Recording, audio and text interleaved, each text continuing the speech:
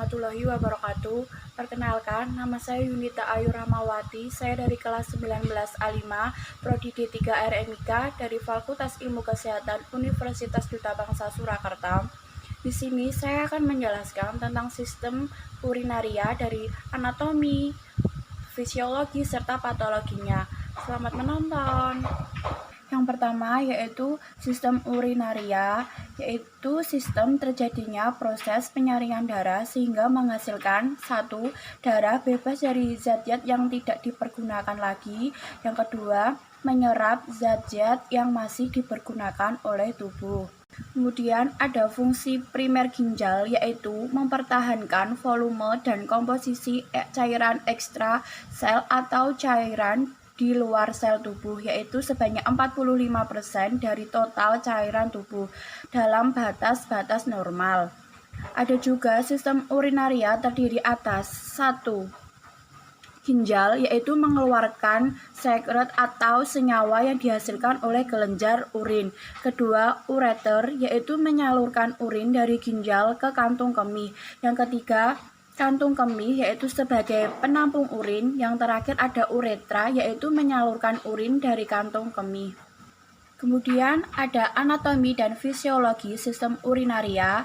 Sistem urinaria terdiri dari 1. Sepasang ginjal, 2. Sepasang ureter, 3. Sebuah kantung kemih, yang keempat yaitu sebuah uretra. Ada juga beberapa bagian dari ginjal. Yang pertama yaitu korteks, yaitu bagian luar ginjal. Kedua, medula, bagian dalam ginjal. Yang ketiga, piramid, yaitu medula yang berbentuk seperti kerucut. Yang keempat yaitu kolumna Bertini atau bagian korteks yang mengelilingi piramid. Yang terakhir ada papillaris Bellini, yaitu papila dari tiap piramid. Manusia memiliki sepasang ginjal di belakang perut atau abdomen. Kemudian ginjal terletak di bagian kanan dan kiri tulang belakang di bawah hati dan limpa. Kemudian di bagian atas atau superior ginjal terdapat kelenjar adrenal. Yang pertama, ginjal, yaitu berbentuk seperti kacang. Orang dewasa panjangnya 12-13 cm, lebarnya 16 cm, dan beratnya 120-150 gram. Kemudian, permukaan atas dan bawah serta pinggir korteks ginjal berbentuk konveks, sedangkan pinggir medialnya berbentuk konkav karena adanya hilus. Hilus sendiri yaitu tempat arteri pulmonalis, vena, bronkus, dan saluran liver masuk ke dalam paru-paru. Fungsi dari ginjal, yang pertama, pengeluaran zat sisa organik. Kedua, pengaturan konsentrasi ion-ion penting. Yang ketiga, pengaturan keseimbangan asam basa dalam tubuh. Kemudian pengaturan produksi eritrosit. Yang terakhir, pengaturan tekanan darah. Ada juga fisiologi ginjal. Yang pertama, mengatur volume air atau cairan dalam tubuh. Yang kedua, mengatur keseimbangan osmik dan mempertahankan keseimbangan ion yang optimal dalam plasma atau keseimbangan elektrolit. Yang ketiga, mengatur keseimbangan asam basa di dalam tubuh. Yang keempat yaitu ekskresi hasil sisa metabolisme. Ada struktur ginjal. Yang pertama, korteks ginjal atau korteks realis, yaitu mengandung jutaan alat penyaring. Nefron dihasilkan 1-1,5 juta. Yang kedua, ada fungsi nefron sendiri, yaitu membentuk urin dengan cara filtrasi, reabsorpsi, dan sekresi. Nefron terdiri atas badan Malpighi dan tubulus. Yang kedua, ada sumsum ginjal atau medula renalis, yaitu pada sumsum ginjal terdiri suatu jaringan yang berbentuk kerucut yang disebut dengan piramid. Yang kedua, piramid mengandung banyak pembuluh darah berguna untuk mengumpulkan hasil ekskresi. Nefron tersendiri itu dibagi menjadi dua. 1. Nefron corticalis atau nefron yang Glomerulinya terletak di bagian luar dari korteks. Kemudian lengkung Henle pendek dan tetap berada pada korteks. Yang kedua dari nervon yaitu nervon juxtamedularis atau nervon yang glomerulinya terletak di dalam bagian dalam dari korteks dekat dengan korteks medula. Yang kedua ada ureter, yaitu ureter tabung atau saluran yang menghubungkan ginjal dengan kandung kemih. Ureter merupakan lanjutan pelvis renal menuju ke distal atau dan permura pada vesikel urinaria. Kemudian panjangnya itu sekitar 25-30 cm. Yang ketiga ada vesika urinaria, yaitu disebut juga bladder atau kandung kemih, merupakan kantung berongga yang dapat diregangkan dan volumenya itu dapat disesuaikan dengan mengubah status kontraktil otot polos di dindingnya.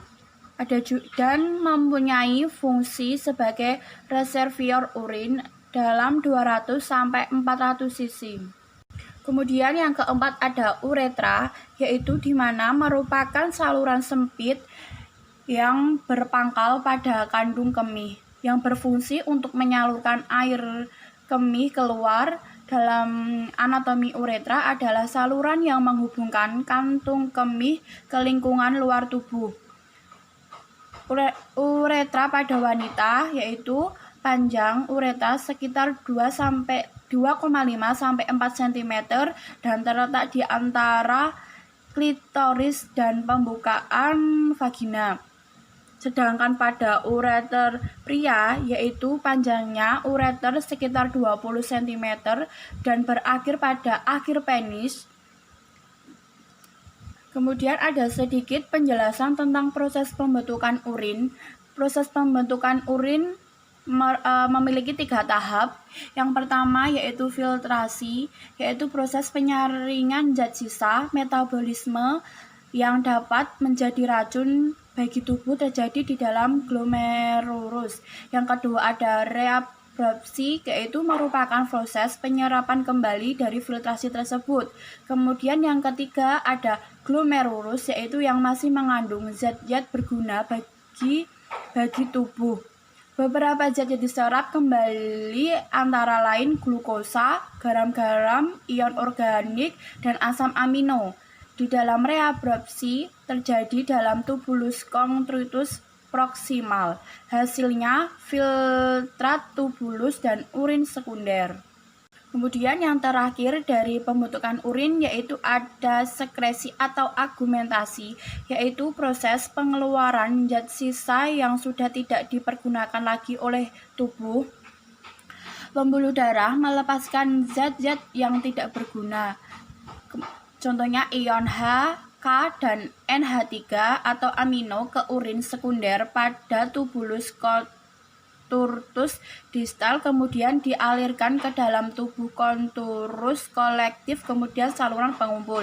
Di dalam saluran pengumpul tersebut berlangsung penyerapan H2O sehingga terbentuknya urin yang sesungguhnya, kemudian ke rongga ginjal menuju ke ureter, kemudian menuju ke kandung kemih untuk disimpan di sementara. Bila kantong kemih penuh, maka urin itu akan dikeluarkan melalui uretra. Ada pun juga ciri-ciri urin yang normal, yaitu yang pertama, jumlahnya rata-rata 1-2 liter per seharinya. Tetapi berbeda-beda sesuai jumlah cairan yang dimasukkan. Banyaknya bertambah pun bila terlampau banyak protein dimakan. Yang kedua, warnanya bening, oranye pucat tanpa endapan. Yang ketiga, baunya tidak tajam atau kurang minum air putih, makan petai, infeksi saluran kemih, gangguan metabolisme tubuh, serta adanya gangguan hormonal. Yang terakhir, berat jenis berkisar dari 1010 sampai 1025. Patologi sistem urinaria yaitu yang pertama ada glomerulonefritis, nefritis, yaitu peradangan pada ginjal yang dimulai dari glomerulus ditandai dengan proteinuria atau hematuria, dapat berkembang menjadi gagal ginjal. Kemudian yang kedua ada sindrom nefrotik, yaitu suatu sindroma yang terjadi akibat berbagai penyakit yang menyerang ginjal dan dapat menyebabkan antara lain 1. Proteinuria atau protein di dalam air kemih. Yang kedua, menurunnya kadar albumin atau protein utama darah dalam darah. Yang ketiga, menimbulkan garam dan air yang berkelebihan. Yang terakhir, dapat meningkatkannya kadar lemak dalam darah. Kemudian yang ketiga dari patologi yaitu nefritis, yaitu peradangan ginjal ditandai dengan hematuria atau darah di dalam air kemih, proteinuria protein di dalam air kemih, dan kerusakan fungsi ginjal yang tergantung pada jenis, lokasi, dan beratnya reaksi kekebalan. Yang keempat yaitu ada gagal ginjal. Di dalam gagal ginjal yaitu penyakit di mana fungsi organ ginjal mengalami penurunan, ginjal tidak lagi mampu bekerja sama sekali dalam hal atau penyaringan, pembuangan elektrolit tubuh, menjaga keseimbangan cairan dalam zat kimia tubuh seperti sodium dan kalium di dalam darah atau produksi urin. Ada juga ciri-ciri gagal ginjal. Yang pertama, kepala itu sering pusing dan sulit berkonsentrasi. Kedua, rasa gatal yang berlebihan, kulit raum atau kering. Yang ketiga, tubuh itu dapat cepat merasa kedinginan. Kemudian yang terakhir, sering merasakan sesak nafas. Yang kelima ada hidronefrosis, yaitu penghubungan ginjal. Yang kedua, akibat tekanan balik terhadap ginjal karena aliran air kemih tersumbat atau batu tumor. Kemudian ada arteri dan vena yang letaknya abnormal. Yang keenam ada batu ginjal. Batu ginjal yaitu massa keras seperti batu yang berbentuk di sepanjang saluran kemih dan menyebabkan nyeri, peradangan, penyumbatan aliran kemih atau infeksi. Kemudian ada batu ini bisa terbentuk di dalam ginjal atau batu ginjal maupun di dalam kandung kemih atau batu kandung kemih. Proses pembentukan batu ini disebut urolitalis atau litalisis reanis nefrolitasis.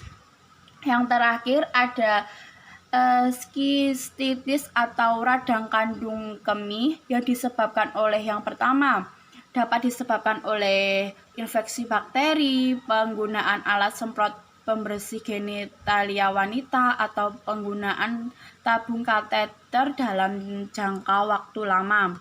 Ada juga sebagai komplikasi penyakit lain. Ada juga penyakit uretritis, yaitu peradangan pada uretra atau saluran kencing yang disebabkan oleh bakteri E. coli. Beberapa penyakit menular seksual seperti chlamydia, gonorrhea, dan cedera bahan kimia pada alat kontrasepsi. Gejalanya ada darah pada urin, nyeri, demam, gatal, bengkak pada jenis atau daerah selangkangan, rasa sakit pada saat melakukan hubungan seksual.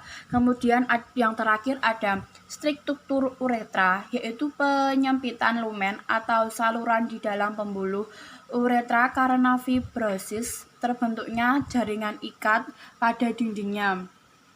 Penyebabnya kelainan bawaan, operasi, maupun terjadinya infeksi.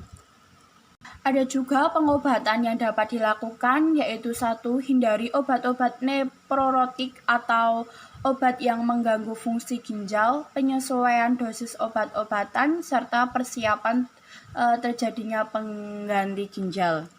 Ada juga diagnosa dan perawatan. Yang pertama itu kateterisasi atau pemasukan tabung ke dalam tubuh seperti menuju ke uretra ke dalam kandung kemih untuk penarikan urin. Yang kedua ada cistoskopi atau alat untuk memeriksa bagian dari kandung kemih, juga digunakan untuk menghilangkan benda asing untuk operasi dan untuk bentuk lain dari perawatan. Yang kedua, dialisis, yaitu pemisahan zat saluran melalui membran semi-permeabel. Dialisis digunakan untuk membersihkan tubuh dari zat-zat yang tidak diinginkan.